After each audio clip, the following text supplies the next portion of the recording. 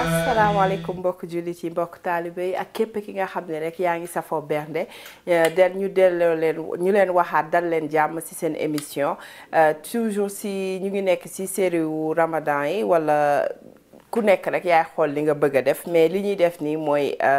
préparatif yi nga xamante ne mën nga ko def à l'avance comme ni ñu leen ko diggee woon keroog dañ defaroon kii yi nga xamante ni pain yi nga xamante ni moom la ñu defaroon genre fataaya yooyu nga xam ni comme buy am jën bi dama leen waxoon ne bu ñu ñëwaatee dinañ leen defaral boo xam ni pour ñi nga xam ne du ñu lekk lu am glucide donc tey jii ñoom la ñuy defaral muy maanaam ñi nga xam ni dañu soit gluten intolerant mooy duñu seen système nanguwul gluten donc tey jii ñu indil leen ñaari façon pâte yoo xamante ni dañ koy defar pour defar tortilla comme niñ defaree woon rek yeneen yi ak bi nga xamante ni aussi ñun dañuy def tamit bi nga xam ni même fataaya boobu mais ak beneen pâte bu différente boo xamante ni c'est fait à base de ñaar yëpp farine de coco ku bëggul farine de coco mun nga ko substituer par poudre d'amande donc loolu yëpp mun nañ ko def li tax defuma temps yi yëpp poudre d'amande bi c'est parce que farine de coco bi moo gën a accessible à tout le monde donc poudre d'amande bi dafa limité pour ñi ko mun a am moo tax may continuer di dem ci farine de coco bi mais sinon mun nga def mix ñaar yëpp mélange ñaar yëpp donc sans plus tarder benn pâte bu njëkk bi ñuy njëkk a commencer boobu moom daanaka li ciy dem moom kii na yomb na donc mu ngi na leen ñu jël benn koppu farine de coco daal di jëlaale aussi benn kuddu cuillère à café boo xamante ni moom la ñu def ci levure chimique ñu daal di jël aussi sel ñu am fii tamit suñu levure nutritionnelle yor nañ fii aussi suñu psyllium husk moom mooy laalo bi ñuy wax bi noonu donc yor fii aussi huile d'olive ak tuuti vinaigre de cidre ak aussi ail en poudre donc boobu mooy benn pâte bi deuxième pâte bi nga xam ni si la ñuy def affaire u jën bi mooy thon bi boobu moom li mu am mooy kii genn wàllu koppu farine de coco gis ngeen ñaari nen a ngi noonu ñu am fii fromage bi nag moom moo ñuy dimbali pour ñu def pâte bi yore fii aussi xanthan gum mooy gomme xanthan nga xamante ni au lieu de laalo bi bii la xanthan gum laa koy defee ñoom ñaar ñoo bokk li ñuy def c'est juste pour aider ñu pâte bi mun a kii booloo donc pour loolu kese la léegi sans plus tarder du ñu def rek lu dul ànd ak yéen ci waañ wi bismillah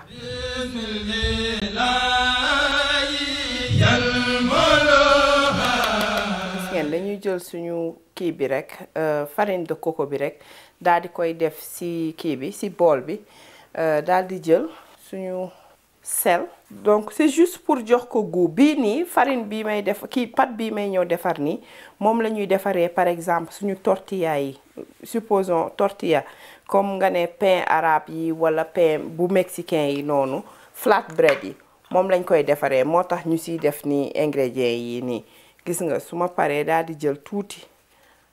oignon en poudre ku am sa ail en poudre nga def si ma jël tuuti aussi sama levure nutritionnelle mélanger ñu daal di jël ñaari kuddu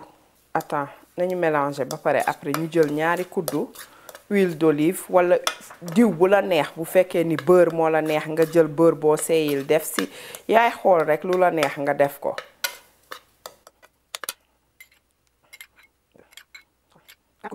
cuillère à soupe laa si def rek pour mélanger ko nii gis nga ba nga xam ne daf may jox consistance su comme suuf bu tooy rek ni muy mel noonu gis nga lépp mélangé wu moom du am nen duñ ci def lenn léegi nag ñu jël suñu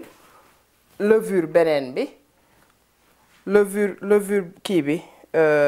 chimique bi moo nekk nii donc gis nga moom mooy alsa la mu ngi nii moom mooy nekk en poudre moom la ñuy jël mélanger ko ci donc boobu maa ngi ci def benn cuillère à café voilà léegi nag ñu daal di jël suñu ndox donc fi mu nekk nii maa ngi yore ñaari kopp ndox muy nekk 450 millilitres mais li may def non attends 500 millilitres du moins mais li may def mooy du ma defandoo yëpp damay def ndànk-ndànk damay def moitié bi ba pare ba ñu xool pat bi nu mu mel xam nga koko moom li may wax chaque fois day naan ndox comme c'est pas possible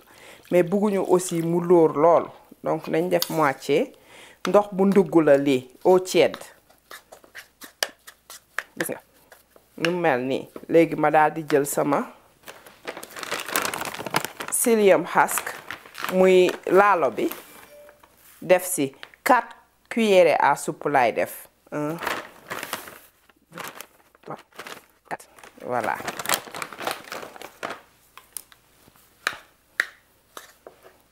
gis nga ñu mélanger ko yépp rek ci biir ñu dolli waat ndox bi parce que kii bi tamit laalo bi dafay soxla ndox pour bu ko defee affaire yi mun a nekk pat nag léegi ci boppam gis nga ndox bi yépp dina ci dem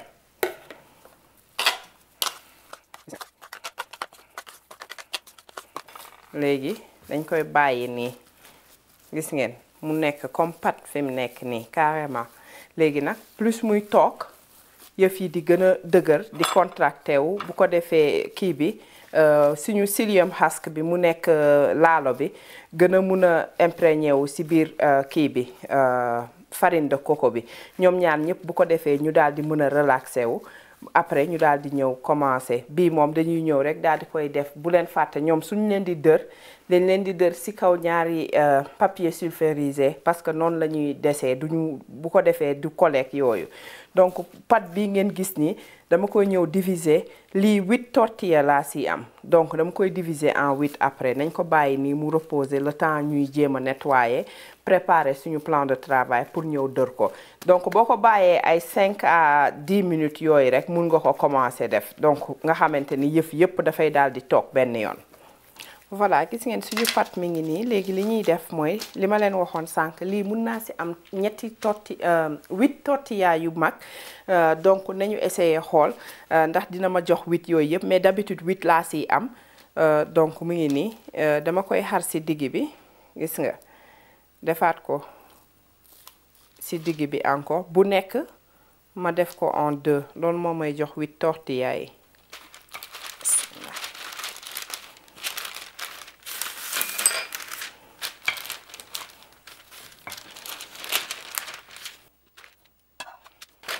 defar nañ suñu benn tortilla ba pare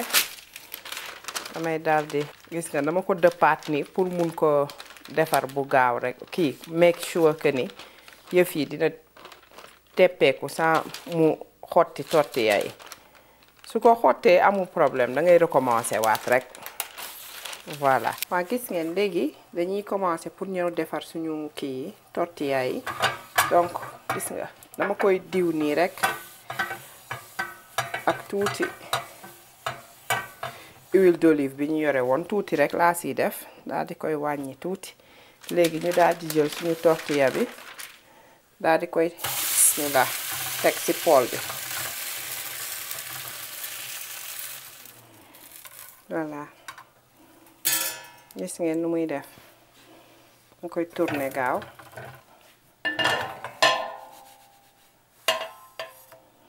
voilà gis ngeen deuxième bi pare na donc lu ñuy def mooy yeggali yeneen après ñëw wan leen produit fini bi bu ko defee ñu daal di mun a entamer kii bi deuxième pâte bi nga xam ne moom la ñuy defaree pour thon yi incha allah. voilà gis ngeen tortilla yaa ngi nii pare na donc mu ngi nii ñu defar mujj nañ ci am suñu ñaata 8 la ñu waxoon 3 4 5 6 7 8 waaw am nañ suñu 8 yi donc gis ngeen ko mu ngi nii ñu ngi ko defaree à base de farine de coco gis nga bu la neexee aussi am na ci même bi bu mel nii boo xam ne ñu ngi koy defaree ak chou-fleur aussi boobu ku mu intéressé mun ngeen ñu kii demander ñu xool donc gis ngeen ko nii mu ngi nii nga mun ko lem def lu la neex da ngay def ci biir rek loo bëgg a def rek daal di def ci biir lekk. Donc su fekkee ni tey jii dañ ko bëggoon def naan muy nekk pain indien bi dañ koy def mu xaw a gën a dijj tuuti buñ koy dañ koy dër mu gën a dijj tuuti que lii mu daal di koy jox forme bu ovale bi mu nekk naan. Mais comme man dama koy utiliser pour shawarma après moo tax ma def ko bii façon rondeur bi ak épaisseur bi tamit gis ngeen ni mu mel mi ngi nii.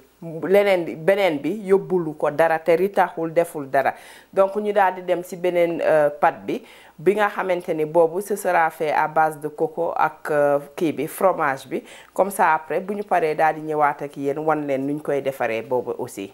Gis ngeen léegi nag ñu ñoo defar suñu deuxième pâte bi. Donc bii genn wàllu kopp kii laa jël farine de coco parce que li ma siy defar tax koo bari noonu ma daal di jël. Moom aussi ma jël tuuti ci suñu oignon en poudre bi ku am ay en poudre nga def ci gis nga ma daal di jël suñu levure nutritionnelle bi def ci tuuti daal di def suñu kii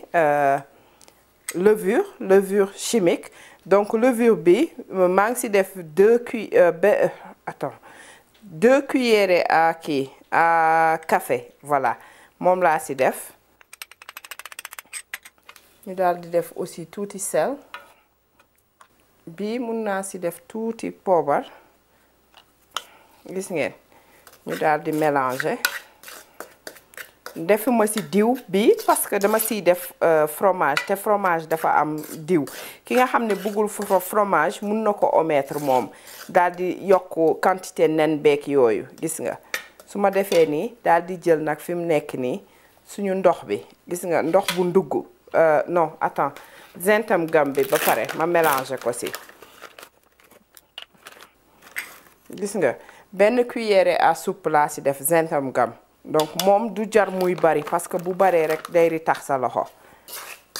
su ma ko defee mélanger ko léegi nag door a ñëw def sama ndox bi nga xam ne dafa tàng walla ndox bu cedd parce que loolu mooy activer kii bi gomme xanthan bi nañ defagum tuuti bien que coco la dina naan lépp mais ñu def ndànk-ndànk rek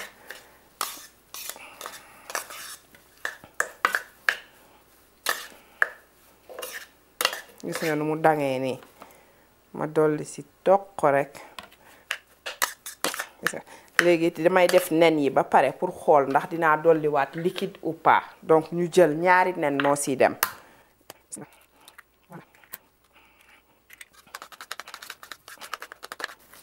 gis ngeen defuma farine wala farine de coco bi ci suuf wala lenn ci kaw comptoir bi non parce que kii bi du taq daal pâte bi fi mu nekk nii bu tooyoon rek dama ciy obligé dolli tuuti farine de coco pour téye ko nga xamante ne du nekk di coller ci comptoir bi gis ngeen moom travail bariwul damay mélanger nii rek pour juste yëf yi tasaaroo ci biir jaxasoo ci biir muy nen yi. Voilà gis ngeen léegi dër nañu suñu benn disque bi comme niñ leen ko waxee woon sànq rek soit ñu def ko bu ndaw wala bu xaw a mag tuuti dañ koy def bu yem juste pour jox leen une idée nga xool nu muy mel gis nga pâte coco moom yëf yi même chose la rek ak que mu am fromage ñàkk ko am même chose ni ñuy kiyee ni ñuy dëreek yooyu yëpp benn la.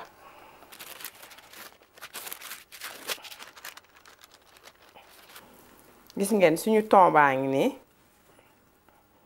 suñu neexee ñu def ko comme niñ defoon beneen bi wala ñu def bi beneen style rek donc dañ koy daal di tëj ci kawam rek nii ma daal di jëlaat plate bi nag léegi gis nga comme biñ defaroon rek keroog. Bismillah.